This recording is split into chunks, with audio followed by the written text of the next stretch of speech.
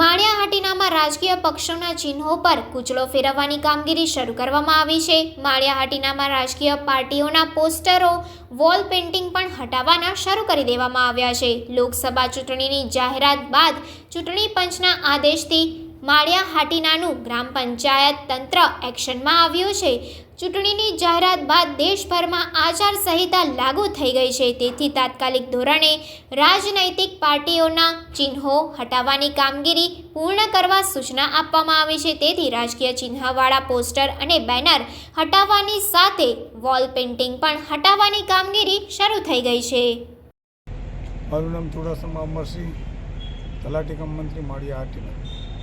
આજ રોજ લોકસભા ચૂંટણી જાહેર થતાં અને આચારસંહિતા લાગુ પડતા માળિયા હાટીના ગામે શેરીઓમાં રોડ, રસ્તા, જાહેર આરોગ્ય કેન્દ્ર બધી જગ્યાએ રાજ્ય ચૂંટણી પ્રચાર માટેના જે ચિહ્નો હોય રાજ્યના, એ બધા ચિહ્નો હટાવવામાં આવ્યા છે અને અંશતઃ લગભગ કાર્યવાહી પૂરી થઈ ગઈ છે। છતાં પણ કોઈ રહી ગયું હશે તો એ કરી નાખવામાં આવશે।